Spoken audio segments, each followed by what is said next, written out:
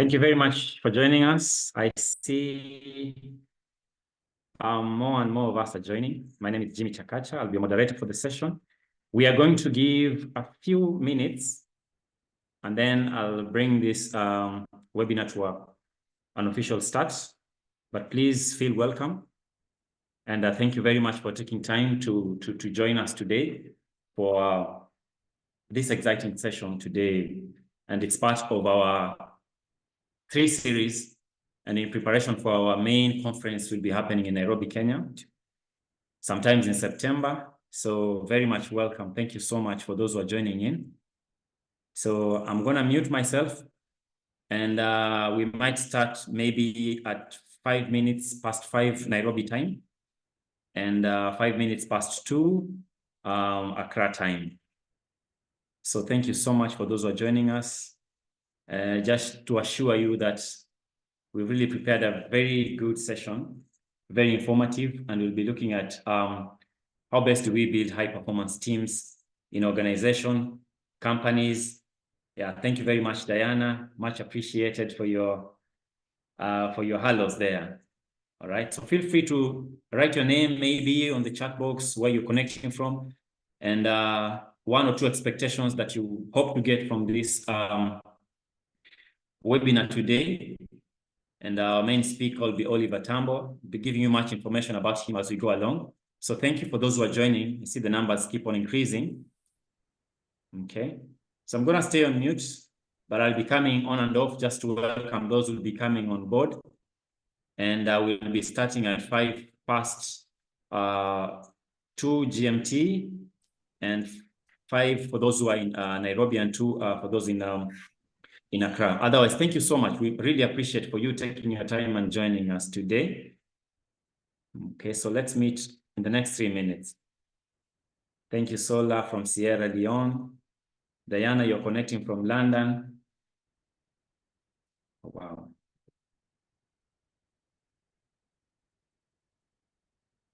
Vanessa from Côte d'Ivoire, thank you so much.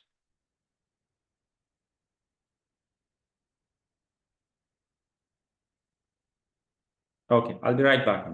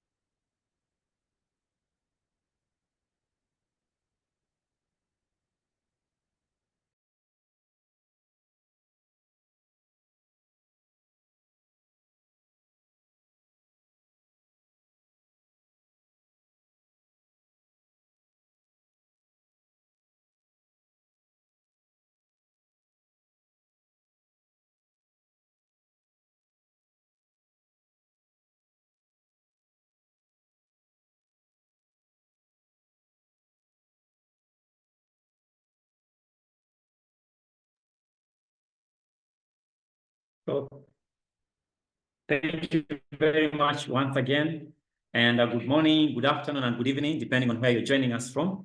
We have 5 minutes at the top of the hour, and we are going to start right away. So thank you very much once again. My name is Jimmy Chakacha. I am an international financial sector consultant. Currently, I work with the International Finance Corporation as an SME banking consultant. And today I'm very happy, I'm pleased to be your moderator for the session. And today our webinar is all about building high-performance organization companies, name it. And I'm really happy to announce that this is part of our first series of a couple of series that are coming up in preparation for the L&D Africa 2024 conference for this year, which is themed Embracing Tomorrow, Unlocking Africa Possibilities. So thank you very much. And with me is a great team lined up. We'll have comments from Dr. Patrick Barr, and of course, from our main speaker for the session, Oliver Tambo, who shall be giving you much information briefly. So very much welcome for those who are joining in. I see the numbers are increasing. Basically, just to give you a bit of information on what we will be looking forward on the 2024 Africa L&D Conference, we hope to really understand and explore strategies and practices in the field of learning and development. And most importantly, how does L&D play a crucial role in sustainable development in Africa? However, today, on our first series on building high-performance teams, we are looking to unlock some of the key questions, and just to summarize them in two, and I know Oliver will speak more to this, will be what are some of the steps that are needed for companies and organizations to be able to build high-performance teams? The other question is there a perceived notion when it comes to high performance in the sense that it's within the organization prerogative of senior management? So we hope to unlock these and many more aspects and concepts when it comes to building high performance teams. So I'd like to hand over to Dr. Patrick Barr, who is part of the L&D Africa Conference Committee, to just make a brief remarks. And Dr. Patrick is going to invite our speaker for the day, Oliver Tambo, who is a HR business partner at the Sahara Africa. Oliver is also a master's degree holder in management and organizational development. So without much ado, I'd like to hand the baton over to you, Dr. Patrick. Thank you very much. All right. Thank you so much. Thank you, Jimmy, for the wonderful introduction. Yes, I really appreciate all of you for joining. I can assure you that we are going to have the exciting time very soon as we get ready to start. I just want to assure you that you are at the right place at the right time, and you just have to relax. Our speakers are really set. They are going to lead us just for us to be able to dissect the topic. And I can assure you that by the time that you leave here, you would have added a lot of knowledge to all that you know already. So thank you so much for your time. This is going to be the maiden edition for yet many to come. And I wish you all the best. Thank you. So thank you very much, Dr. Patrick Barr. And without much ado, I'd like to invite Oliver Tambo. And like I said, Oliver Tambo is an experienced HR person. Currently, he's the HR business partner at Sahara Africa. So Oliver, if you can hear me, the floor is yours, and thank you very much. Thank you very much, Jimmy. I'm very happy to join this conversation. Dr. Patrick, thank you very much. And for the team from L&D Africa, I'm very honored to join you in this journey of just building competency and, improving how we do things across organizations, and how we raise the bar within the African continent and beyond. So happy to join you in this conversation. My name is Oliver Tambo, as introduced. I borrowed two of my names from South Africa. However, I'm born, bred here in Kenya, currently residing in Nairobi. Because I recognize that the audience is diverse, I'm a person of a dark complexion, a man. I'm fairly built, not too, bulked up, not too lean. I'm quite athletic, I think, in simple terms. About 5'4" tall.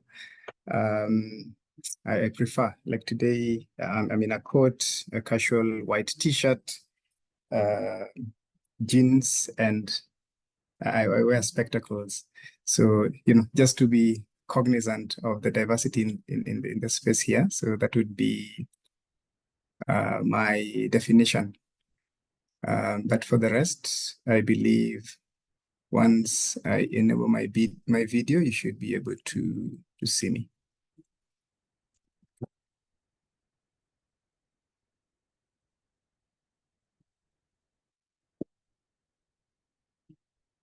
Right.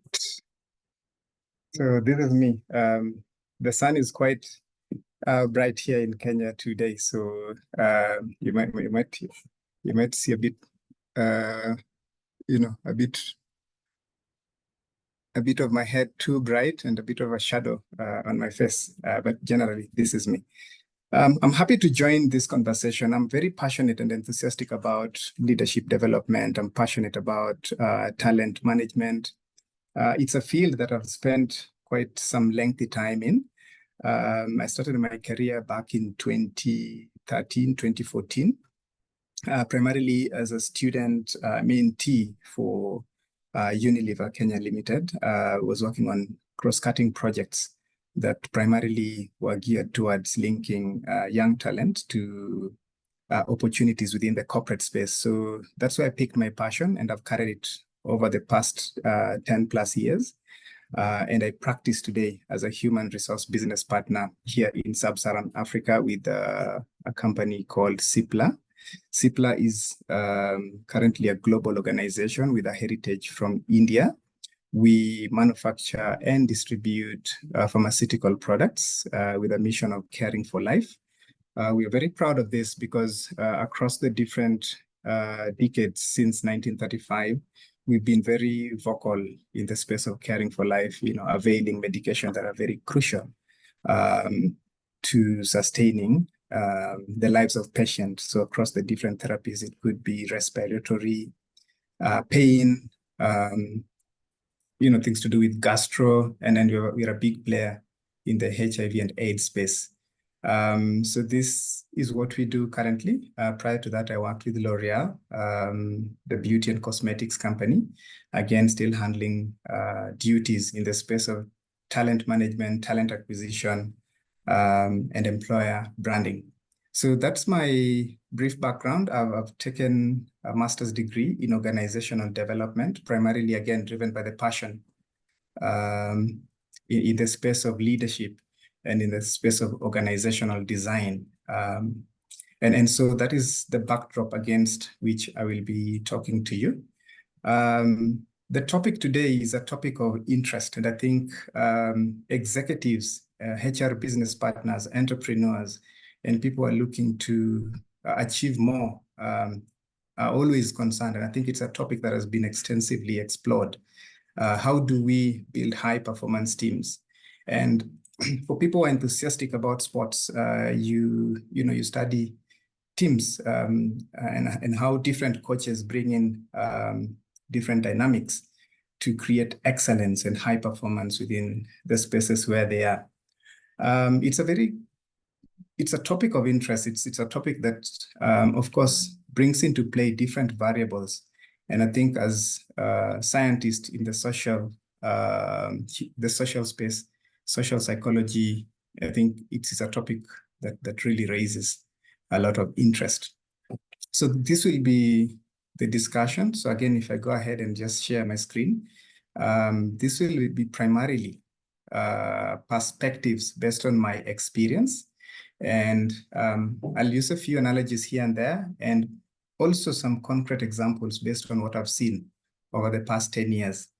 I do hope that we'll have, good discussion and that it's not me speaking as an authority, but just sharing a few thoughts from this frontier of the world.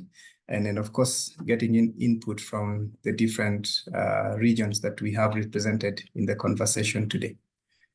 I hope there is an agreement that we can make. Let me know when you can see my screen.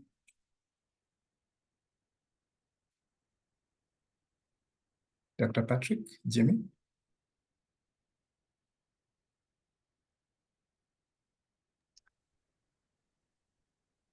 Hello?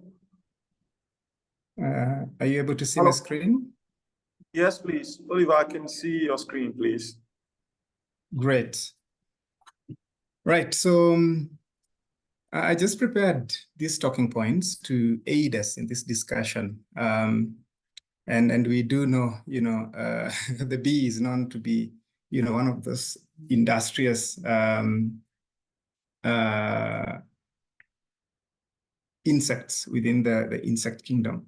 And a lot of analogies have been used to just speak to industry, speak to hard work, and speak to delivering results. And so as we start this conversation, I'd just like to share with you a very interesting story. So there is an analogy from Yemen. So it said there was a company that was manufacturing honey. And so the mission was communicated to the leaders. So there are two beekeepers. So they're told, we need to increase the productivity of our honey because we see a lot of appreciation from our customer for the honey that we produce. And so a new mission was brought in place to the beekeepers. And when they were sent on to go and, of course, speak to their teams, the different bees in the different hives, so each of the beekeepers had a hive, they went on to give the instruction. And so the first beekeeper went to the hive and said, you know what, we need to introduce a very robust performance management system because there's new instruction from management. And from today henceforth, we are going to monitor each bee's performance. We want to see the number of flowers you visit each day, and we want to see how fast you deliver your collection to the hive.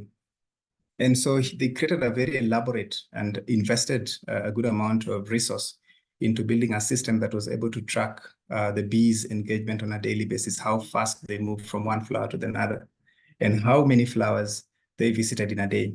They went ahead also to put a recognition program that each bee that had a good amount of, coverage in terms of flowers visited would be given some recognition. And so the performance system was put in place, and they started monitoring how this was cracking down over time. So they never communicated what was the mission. They just put a performance system, and they were told, you need to improve your performance. These are the metrics. These are the KPIs. We'll be monitoring this on an ongoing basis. The other beekeeper, the beekeeper 2, was given the same mission, but when he went to the hive, he thought, as the first important thing was to sit with the members of the hive and communicate the goal that has been cascaded down from the leadership. And they said, there is a great appeal for the honey that we produce, and therefore we have been called to increase the amount of honey that we produce in this hive. And as a consequence, we need each of you to increase the amount of nectar that they produce and they bring into the hive. We will give recognition and reward to the person who brings the most nectar by the end of the particular production period. And beyond that, we need to work as a team, and therefore, if the hive, the members of the hive, can hit a certain, wholesome goal, then we'll also have an amount of recognition going to each of the bees. So the incremental amount that each of the bees then would get depended on the hive's total productivity, but as well as each individual contribution. And so they went out, and this had a very interesting impact on them, because then there was a lot of communication between the individual bees.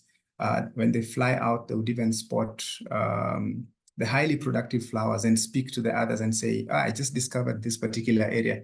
It has got highly productive flowers.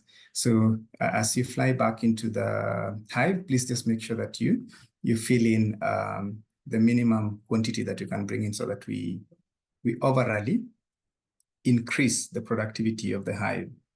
So the analogy in the end, of course, based on the simple information I've given you, you can tell which particular beehive had productivity at the end of the season. So beehive 1 had a lot of infighting. So there was, of course, hoarding of information because primarily the reward system was individual bee based.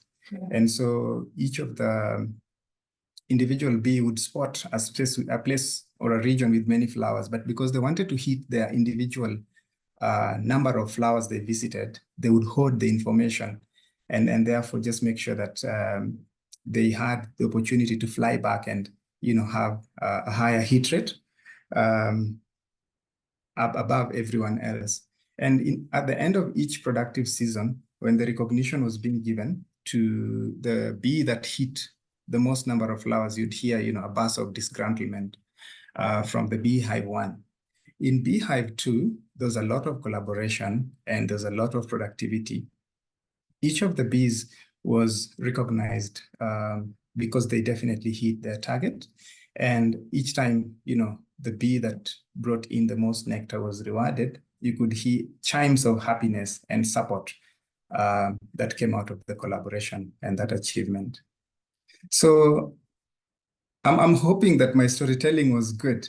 And therefore, I'd like to take a pause here and just pick from the audience, what are some of the critical pieces of performance or high performance culture that this particular story speaks to? You can drop in a comment in the chat area, and you can just speak to some of the highlights that this particular analogy brings to the fore, if that's okay. Yeah, sure, Oliver. That's pretty fine. And yeah, thank you for the example there. Beekeeper 1 or beekeeper 2. So I'll be checking the chat box to see whether there'll be comments streaming in. But also I'd like to invite our participants, just feel free to unmute and speak through to the two examples. There were the examples with the two scenarios there. And we can maybe take 2 or 3 comments and then we can move forward. Yeah. So anyone feel free? Perfect. So Bal, you're saying, and thank you very much. Some of the nuggets there that came forward from the example, Oliver, says effective leadership. There was clear communication and collaboration. Lastly, and I think this one you are referring to the beekeeper number 2, Pal, was there was reward and motivation. Okay. Thank you very much for that.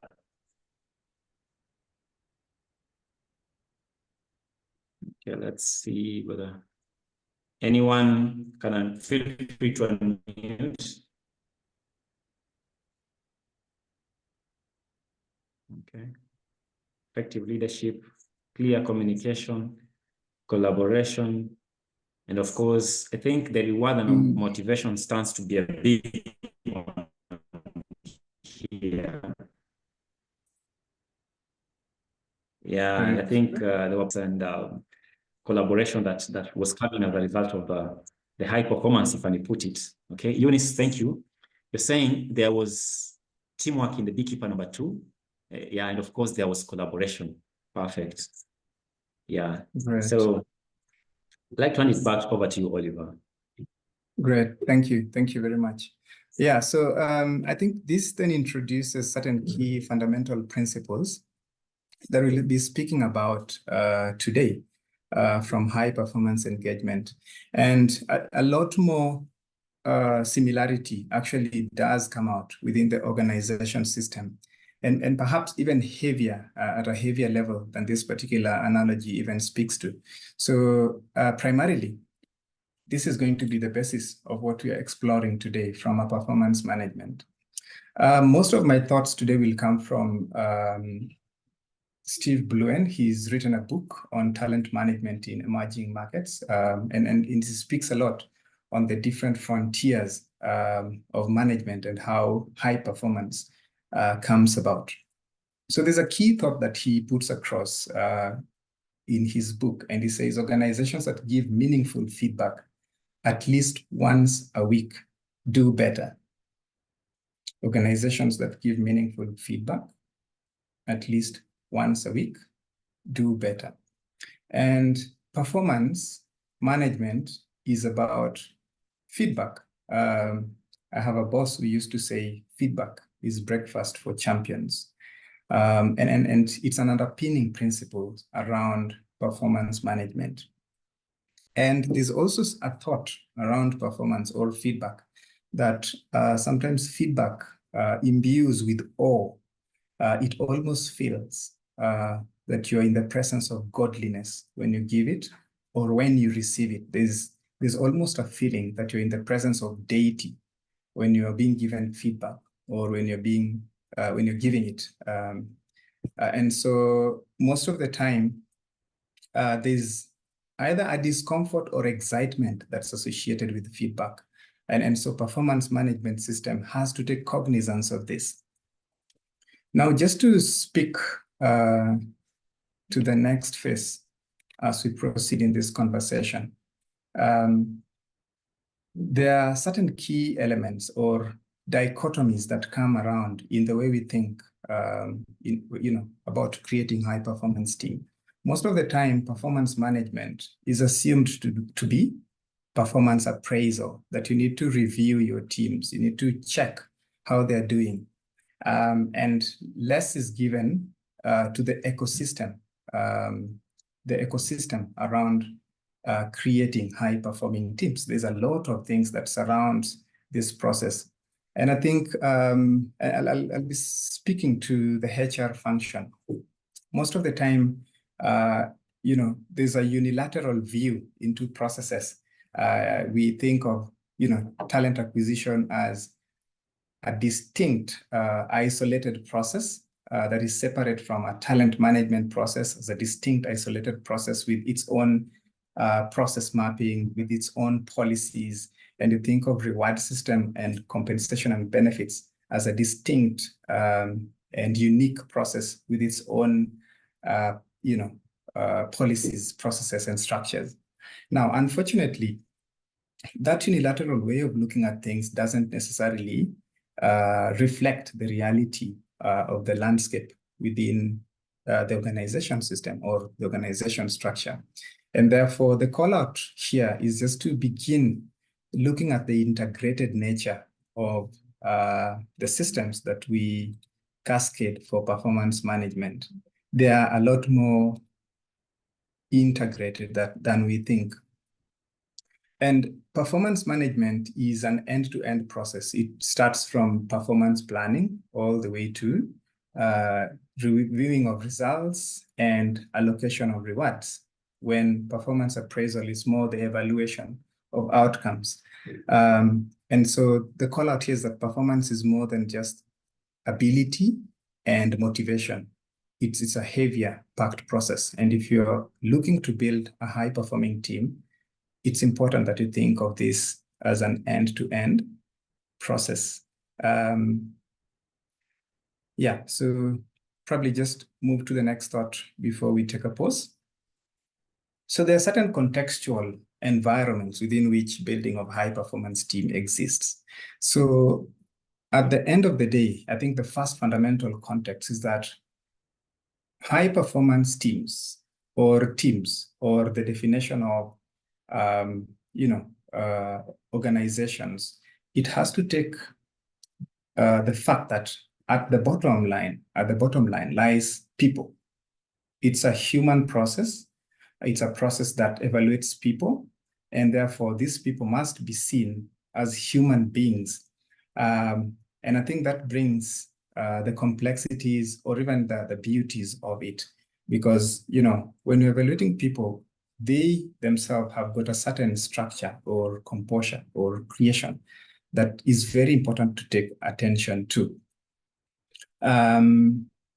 They say it's it's very difficult, most of the time to look at somebody in the eye and tell them something that probably is not the mainstream accepted information. So people generally struggle with speaking the truth. So there's a lot of glossing of information or moderating of facts just to have the right landing with other people. So it's very important to consider that. And I think this is the origin of gossip, where one person speaks something to their direct reports, and then when they go back, they begin to complain. And just to give you the context, within the HR space, we have a lot of these scenarios where a manager, sits for feedback reviews, and they give their employees one message, and then they come back behind the scenes to complain to the human resource functions and say, I'm struggling with this person. So there's a difficulty. It's human nature.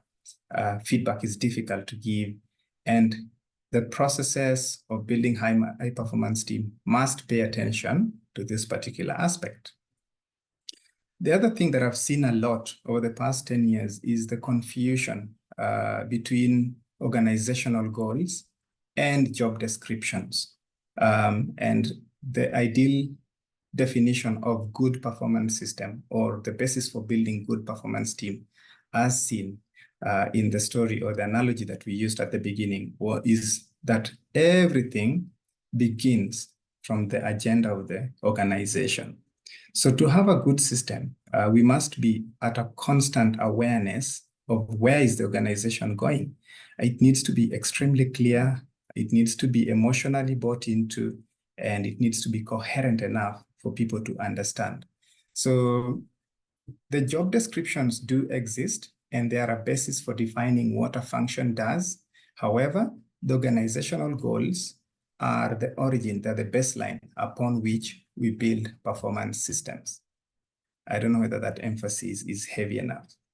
The other thing that's very important to consider when we're building high performance teams is the cultural and ethnic nuances. And it's very interesting. So my role covers 7 countries, and I see different dichotomies or different variations in how feedback is given or how human engagement happens. So there are certain regions, and I think Indian cultures have got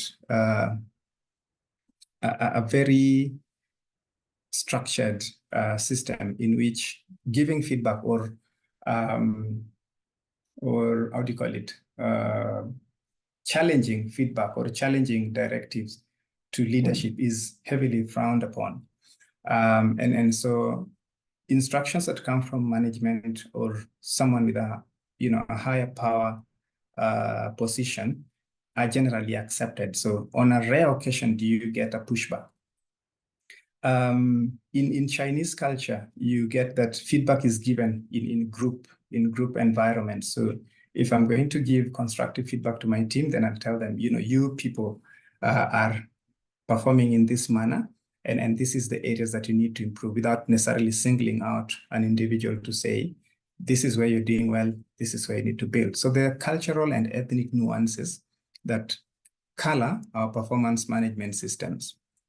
Power difference is very important, and most of the time, power is associated with control, it's associated with authority, it's associated with repercussion for actions, and therefore it either enables or disables performance system, and it's important just to take cognizance of that. And of course, the dichotomy between the goals of the organization, the goals of the job description, and the goals of the individuals. It's important that performance systems speak to the aspirations of the individuals within the organization. What is the outcome when people meet the KPIs or the metrics that are given? Right, so let me take a pause there and see, is this the same things that we see across the different regions, or are there additional elements that you see that become the baseline or the fundamental base upon which building of good performance systems work? And I'm not saying this is exhaustive. Aspects as, say, talent and person's capability also do come in. So the the representation of high performance individuals, high motivation individuals within your team does play an important factor in how you build your performance organization. Could we just have a listen across and see any other thoughts that we have around the context of high performance? Right. Thank you very much, Oliver. Critical points there. So open, guys, to you. Feel free to unmute and speak. And Oliver, I see we have new people joining in. Numbers have gone up. And just for those who are joining in, just to bring you up to speed, yeah, we haven't gone far, all right? And we've had very good nuggets and as far as building high performance team is concerned, really. And okay, Abena. Okay, perfect. Abena is asking just a point of clarification, Oliver. Can we look for cultural nuances in our region? Okay. Good. Yes. Go ahead and do that. I don't know whether, Abena, you want to speak. Richard says, in organizations like his, organization's goals may not apply since they have various teams working on different projects. Okay. Okay, so this is Abena. Thank you. So Go ahead. Yes, so the examples that are given with, Chinese collective system and India, I think the value for me will be, we are working in Africa. And so what are the cultural challenges that we may have or we have seen? I think that it will be a good conversation. And how do we, within, the different regions, say West Africa. I don't know if all countries are the same, but I'm in West Africa. Agreed. Agreed. I think really good, a good question and a good point there.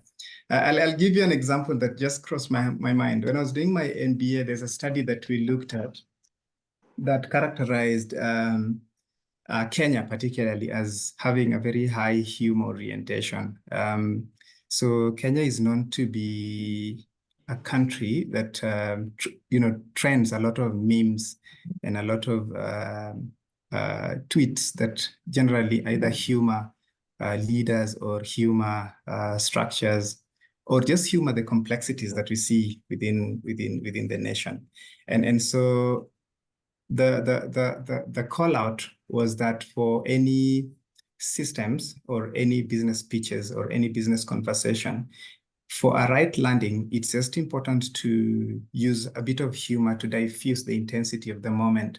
And so this could be, one of those interesting pieces of conversation that you can use in your performance management system, just if in the event that there's an intensity is building up, or if you do probably receive a bit of humor colored into a performance response, then you need to pay attention to that it's a Kenyan thing.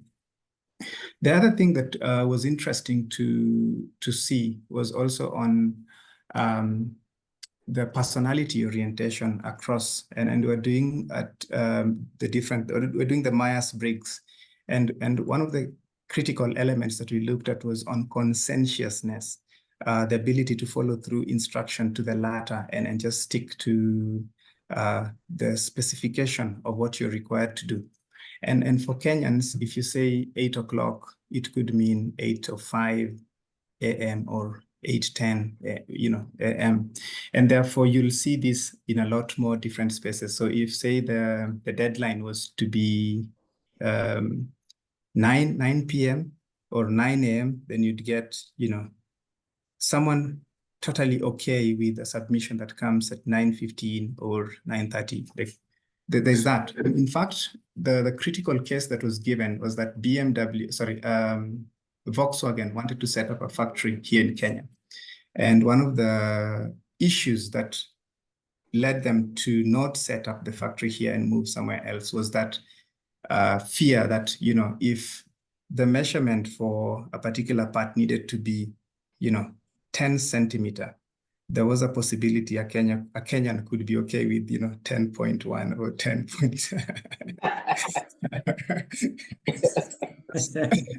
So these are nuances, and actually, if you do studies, and this is why I think probably, psychological studies or social psychology studies or social studies are very interesting just to reveal the nuances around this space. But it's behind leaders, behind the leaders' minds who are handling this kind of management system. They need to take cognizance of this. Another interesting example that I saw someone speak about is the assumption that when we hire talent, they are essentially, robotic resources that come in and they're clean. They have no social, cultural backgrounds. And if they're coming in, then the contract says they need to report at 8 a.m. For the 200 days a year that we need them to work. Then they'll be here 8 a.m. every day, and they'll, essentially be available full time. It's very important that we understand that we're dealing with the people. And there's an interesting, so he used the name Emmanuel. This lady used the name Emmanuel, and she was saying, Emmanuel is a firstborn in their family. He has probably 6 siblings that depend on him, and so he's a breadwinner. And he has a family, a young family that is also building up that requires presence. And because of that, he also had different complexities. So leaders need to understand that performance management system have people that do carry different complexities, and understanding this ahead of time is very essential in building high performance team. And I think at this point, I might be even jumping the gun to say, what I should be highlighting in the next particular aspect of my conversation. If I just go here. So when we talk about good performance management systems that deliver high-performing team and great organization, it's important that we exercise something called compassionate leadership. I don't know what you'd call it in the different spaces. And you need leaders or managers or people managers who have the knack, skill, and capability to sit with the people in their teams to understand where these people are coming from. And that means, going beyond, asking how are you this morning and just checking in to see what are the things that drive them to do what they do? What fires them up? What are the difficulties that set them back? What are the challenges they have struggled with over time? And how do you enable them? One of the most profound leaders I met even said that she developed a non-judgment policy to go to the extent of asking, what are the, non-mainstream activities you do over the weekend that people would frown upon, but, makes you ready for Monday. And different employees would go ahead and just share because she created a very safe space. So psychological safety, compassionate leadership, and making sure that you have a space where people can express the things that drive them and make them light up is very important. And then it goes subsequently into supporting them in the different conversation. So the bedrock of relationship within teams is understanding where these people come from and being genuinely invested in their well-being. So that is very important. The other thing is around the mid-level management. So depending on where you are within your organization, so you do have the top leadership, and then you have the mid-level management that essentially are the people managers, the first line managers. Usually, and this starts from Gartner, it says that 54% of these mid-level managers' stresses are work-related. So they do take a lot. And they handle 51% more workload than the job description speaks about. So they do a lot. They are extremely burdened, and most of their stresses are work-related. So how do we begin to enable these people? Because they're the ones who give the feedback to the base of the organization, or to the largest population of the organization, or to the largest population of the team. It's very important because you need your managers to give helpful feedback without robbing the people of their dignity. And that means, using either the sandwich model when you're giving feedback or when you're discussing about performance issues. It's a whole different system. We can talk about this and spend our time.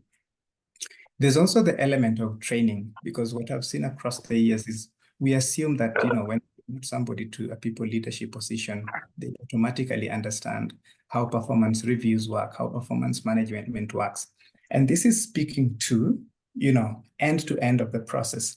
Before you start reviewing someone, did the manager and the employee have a sitting to clarify and make clear the objectives and the goal that's being sought?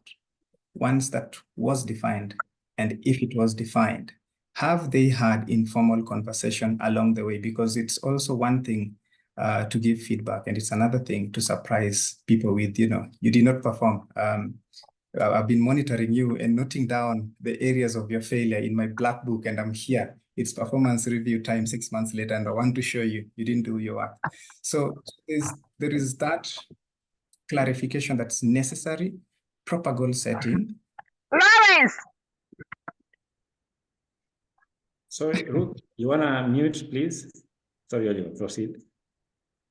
Okay, sounds good. So you want to make sure that there's that training, and this is a very crucial training, and the consistency of this training then embeds the culture so that both the employee and the managers understand the full flow of the performance management system. Good performance teams, high-performing football teams have entrenched this. Everybody understands what is their role, how does their role contribute to the larger vision of the business, and how regular performance that they deliver speak to what their rating would be at the end of the year. Then, of course, linking performance to rewards. And I'll just highlight something here. So performance management conversations need to happen separate from career conversation and reward conversations. This is because you want to have a clear distinction between the objectives that were set, whether they were met, without necessarily creating the fear that, or the orientation that, I need to do this so that I get there. So there's a different conversation that needs to be had around rewards and career plans. And the recommendation is that if you can do your performance conversations and then set another conversation for rewards and career conversation, that always makes the system work better. And then, of course, structure and consistency. This structure and consistency, the two aspects of the same.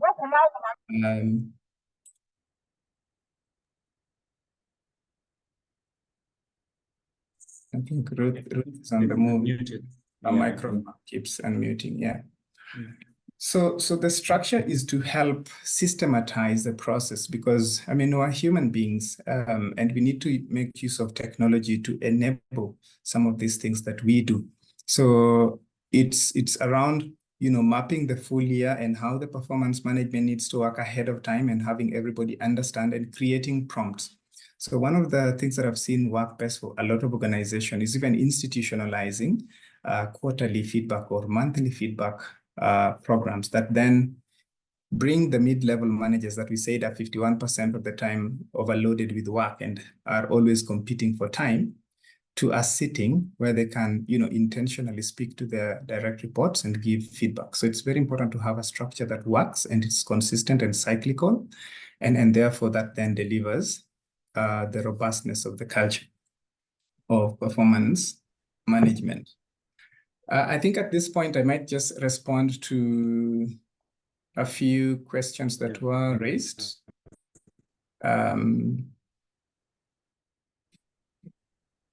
Right, so in organizations, goals may apply. Goals may not apply as they have different projects. So yeah, so maybe that could be true, but then it means then there is individual long-term goal of each particular functional area. And I don't understand how then, what's the mission or what's the overall mission of the person who's heading the entire organization that have got different missions. So there has to be some apex to which all these things link back to.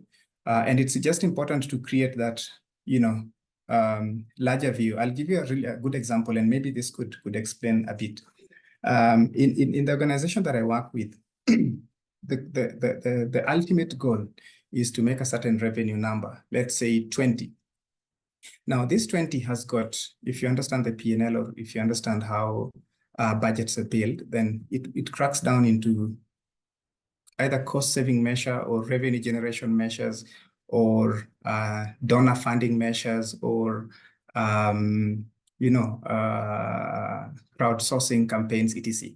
So for the different dockets, it means something different. And one of the things that this year we are saying is that everybody has to contribute to the bottom line, just making sure that at the end of the day, our organization is sustainable and we're able to tick off everything that we're meeting with a surplus. For your organization, if it's an NGO, it could mean that just having enough money to start you off in the next, funding cycle, so that your programs don't stall. So whatever your mission is. So my docket, which is a HR function, still has an accountability towards, the overall revenue target, 20. But then I have to define it to speak to the HR function. I don't generate revenue. I'm a cost center essentially. But then how does my contributions speak to the revenue generation? It could then mean that my turnaround time in terms of filling position is shortened, or my programs in terms of upskilling the people is, robust enough to give them that opportunity to grow and to deliver on their number. So there could be that differentiation. I could be wrong here, but generally there's an apex at which all these initiatives converge, or where they originate from. But I think it's open for discussion. It could be entirely a different thing. But then generally, if you're 10 within your docket and you're working on a project, the one mission that the boss or the manager is seeking needs to reflect in the goals of each and every member of the team. Performance was built around corporate at 50%, departmental 30%, individual goals 20%. Very true. So you can have that cascade just to give some form of alignment towards one goal. The cascade could mean differently, and I like that speaks to that. Vision of each organization, casting to the teams. Yes, I quickly highlighted a bit into this. And individual employees who are pushing the agenda of the organization need to buy into the mission and the goal of the organization. And this buy-in should be both intellectually, meaning they do understand and have soaked in what the goal is, but they also have an emotional buy-in. In fact, the emotional buy-in is very important.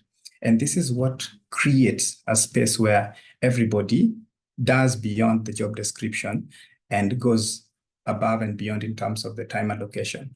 So that's critical to make sure that it's instituted.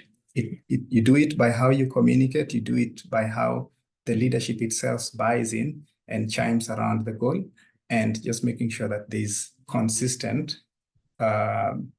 communication and reviews that speak to how individual contribution align back to the overall vision.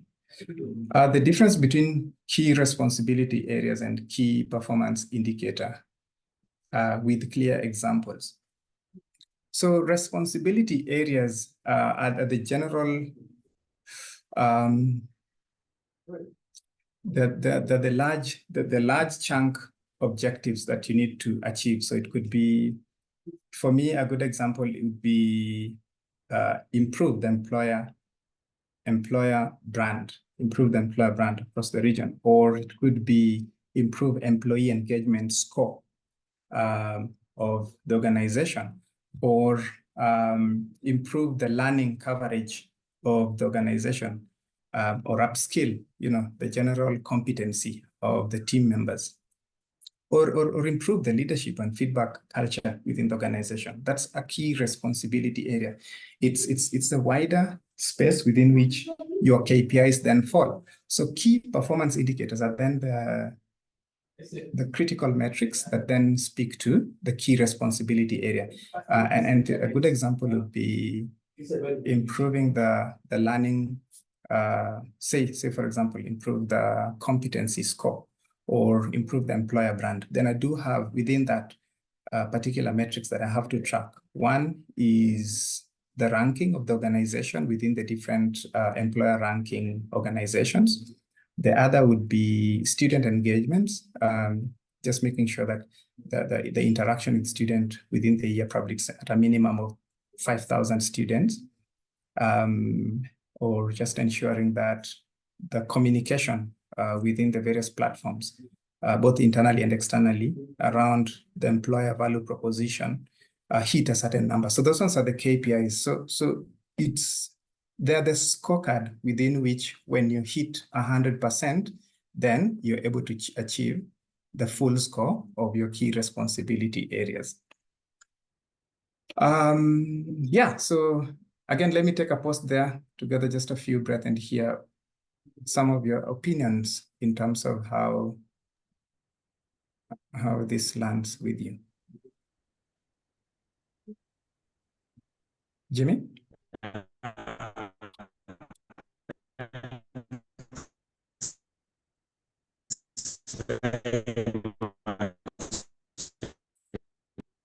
I'm not sure it's my network or yours, Jimmy. You seem to.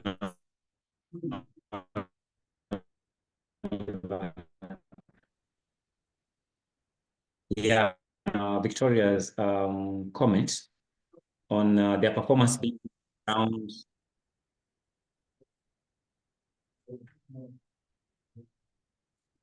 I think my network. Yeah, I think it could be yours. Right. Are you able to hear me now? Yeah, slightly better, Jimmy. Slightly better.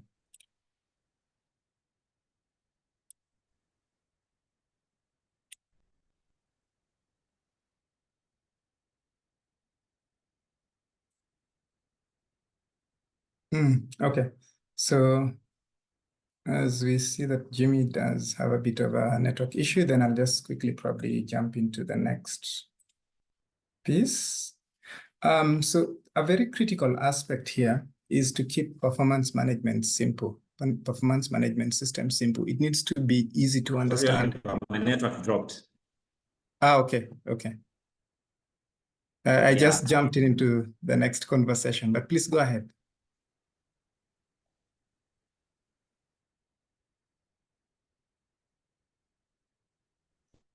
Oh, yeah. So it was a quick one on the comment Victoria had made on performance being built around 50%, 20% on individual goals. So organizational goals, job description, and of course, KPI. I don't know, just thinking, do you have instances whereby somebody really heavily depended on the individual goals where they surpassed the 20% in the context of Victoria's example, and then maybe they tended to it's not really aligned when it comes to performance of an individual?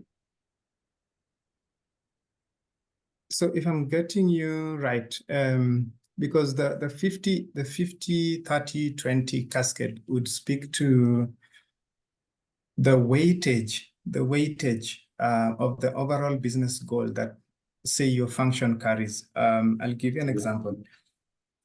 So of the 20 that my organization, say, chases, the HR weight could be just 5%. So 5% of the 20, or as she said, 20% of the 20. The sales organization, by the nature of their function, because that a revenue center, probably carry 50, let's say 50 just based on her numbers, but it could be more of that overall goal. And then probably the 30 would speak to either marketing or subsequently a different function. So the cascade usually just breaks down the overall mission of the business to the weightages that each particular function carries based on how aligned to that particular objective their role is. So that happens. Now, when you're going to be evaluated, it then means your scoring would be on your achievement of either the 20% or the 30% or the 50%. The 50, absolutely. Yes, yes.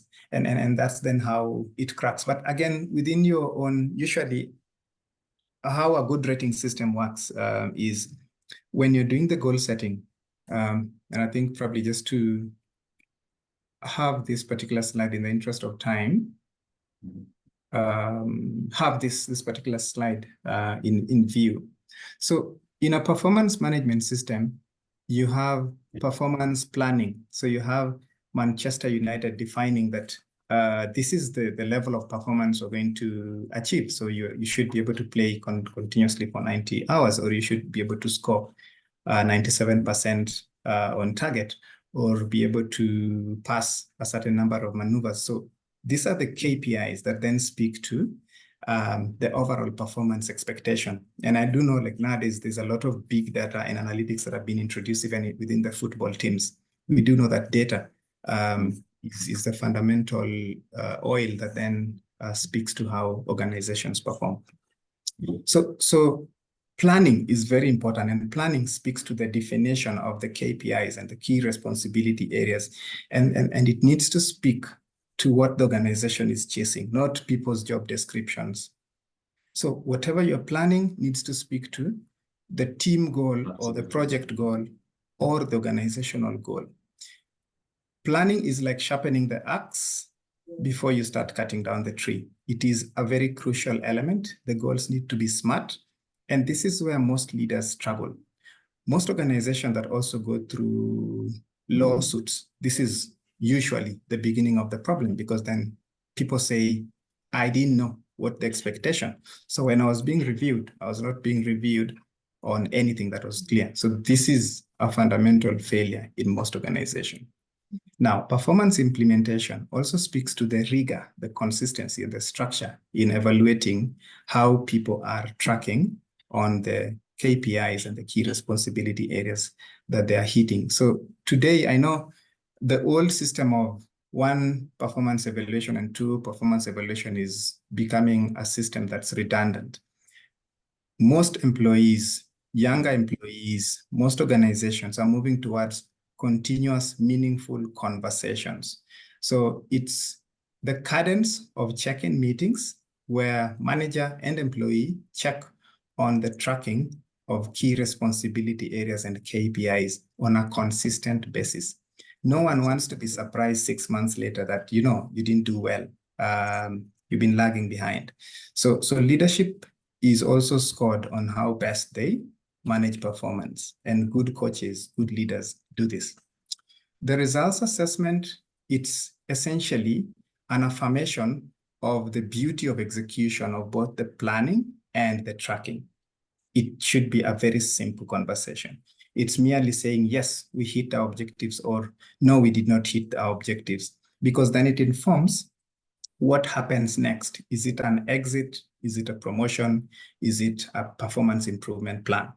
And so the assessment phase needs to, again, be documented. It needs to be properly handled. It needs to be an honest conversation. It needs to have helpful feedback that is, again, backed by facts, the proper feedback mechanism, and then the linkage with performance and linkage with rewards comes in last, because everybody wants to know, if I do well, then what?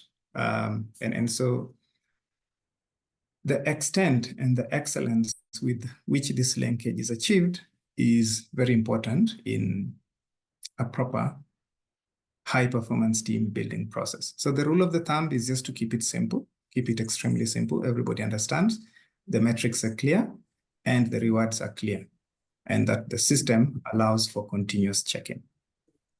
Answered and covered the last slide. Absolutely. Conversation.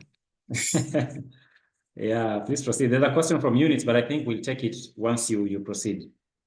Yeah, I think you can take it. This would be my last piece, Jimmy. This would be my last piece. Yeah. So Eunice is asking, as HR, how do you handle managers who resist the performance management planning due to fear of the outcomes that may come after grading? I think you spoke a little bit on performance there, but maybe you can expand on that. Yeah, so primarily, I think it's the back to the first item of the conversation.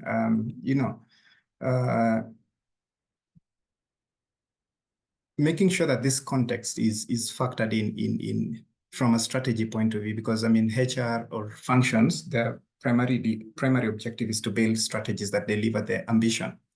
And in this conversation assumes that everybody in this conversation is shooting towards a high performance culture and towards building a high performance team.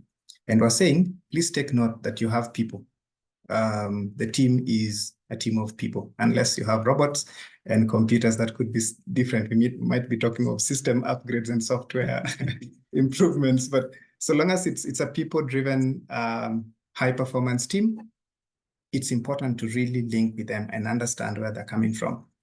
There was a very good quote sometimes back that asked, it's important to fire up your deadwood and also make sure that your high performing individuals are also doing excellent.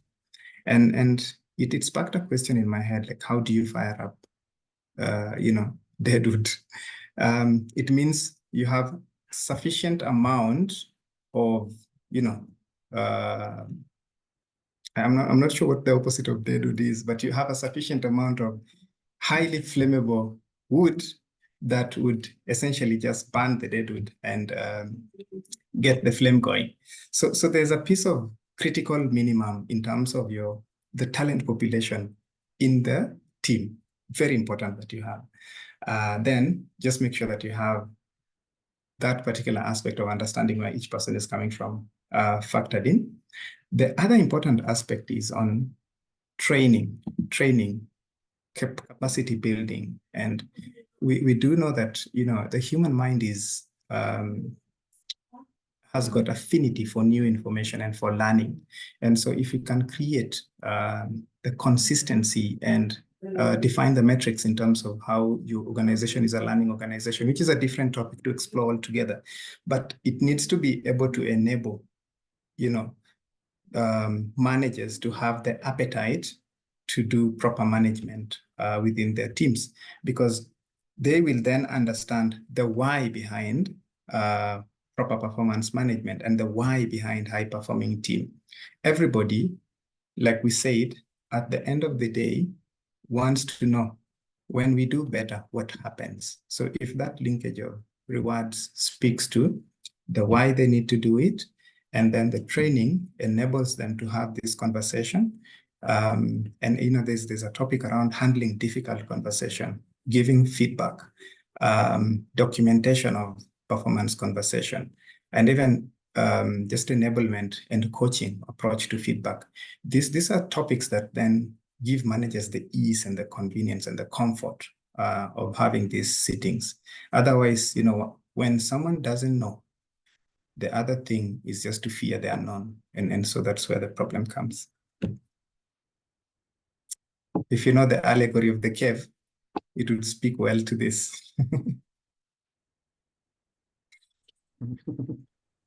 Absolutely. Yeah. Right. Unless there's another question, we can. There's the last one. Yeah. Again, thank you. She's asking, what do you do with managers close to retiring who exhibit disengaged behaviors? Good question. Good question. I believe that, again, candid conversation is the hallmark for these engagements. And there's one organization that's quite impressive. I've been trying to just view, and we're even shooting to have an interview engagement with them here in Kenya. It's the Federation of Kenya Employers. So it has a very diverse team. So this is just, from an onlooker point of view, it has a very diverse team. And it has a highly, highly engaged employee population. Again, from an onlooker standpoint, because they do run a lot of employer programs and best case scenario for employer practices. And so are viewed with a lot of interest, and we're looking to interview the CEO on how she's able to achieve that level of engagement and high performance. So from the watchman to the cleaner, to the receptionist, to the lawyers, to the business development individuals that work with the organization, there is exceptional service that comes from them. Now, they just did an annual general meeting, which we attended, and the level of excellence they delivered was just exceptional. And so I was very curious to just see, how do you do this? And I think I'm not going to get answers that are far from what we've spoken about. It's one, understanding where each person is coming from, and then recognizing that, there are employees that are just about to retire within the organization, and they are nearing the end of their productive tenure. And so, what are the conversations, the humane conversation that you can have that doesn't rob them their dignity, but gives them the candid feedback? And what are the enablement programs that you can put in place to aid them in the retiring journey, or to aid them to be better engaged? These are very hard learnings. They are very test and learn kind of concepts. I don't say it's gonna work, but you really have to find out, because at the end of the day, two things will happen. Either you're patient enough to then deliver these strategies and have it come through, or the business is not having the luxury of time, and therefore you might have to make some tough decisions. And when you do, what are the conversations that you can have that doesn't rob dignity, but still delivers the candid feedback to them? At the end of the day, and I think this is a very important information to know, you might have good outcome, or you might have, nonetheless, even with right execution, a very you might have some resistance or negative reaction to these two strategies. I believe that bottom line, your view or your site should be on building the necessary quorum of high-performing individuals that are extremely engaged, motivated, that then allows you to, begin to transition the small population that's not delivering how you need, or are essentially resistant to the change. Because again, at the end of the day, they're human beings, and you can't really dictate where the mind space is. But from a HR and from a leader point of view, it's important that you're honest for business, and you're honest for the people, and you retain your dignity at the end of the day. I think that's the right approach to do this.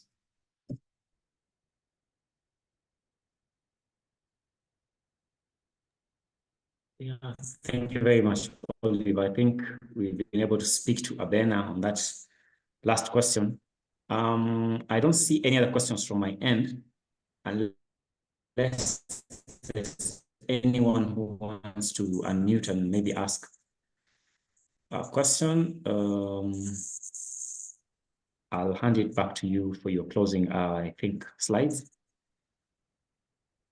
Great. So primarily, I think it's just to wish the team all the best. I think usually these conversations are beautiful, and thank you the people that asked questions.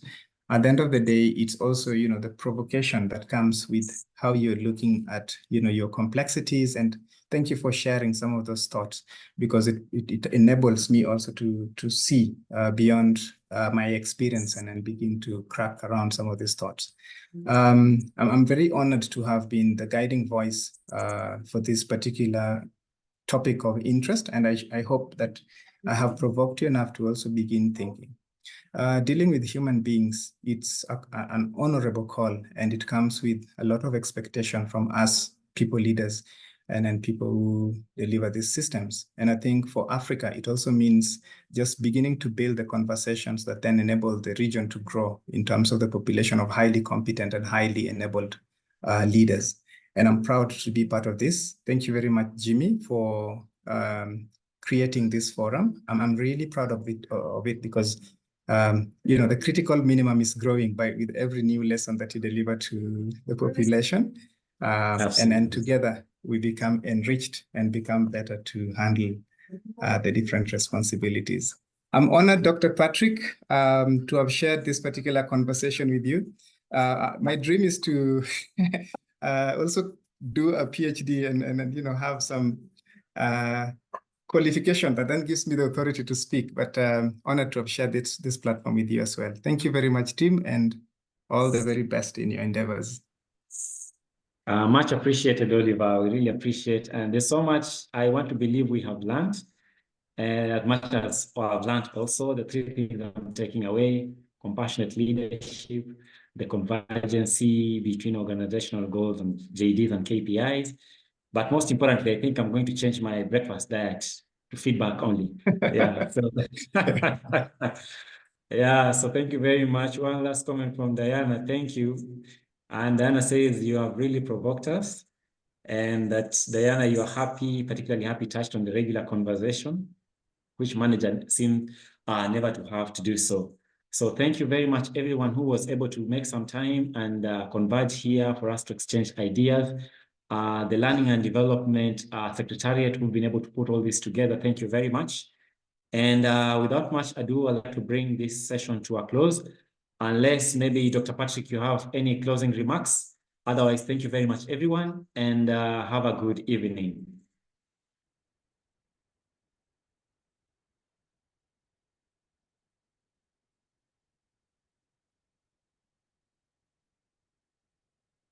All right, so thank you very much. And as we log off, our colleagues from the L&D Secretariat will send a link for the call for speaker and sponsorship for the conference that I spoke earlier in the beginning. We are looking to do a conference September 4 to 6, and be sure to click on the link and see how best you can support us. Thank you, and see you in the next session. Thank you very much, Jimmy. Do have a good one. You too, Oliver. Much appreciated.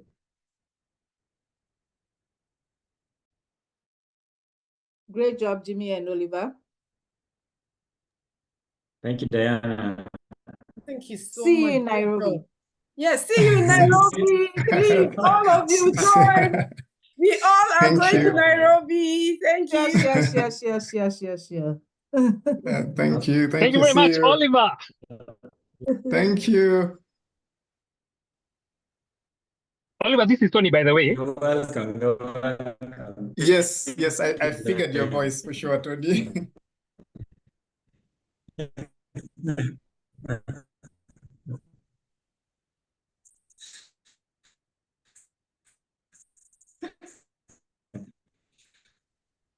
Yeah.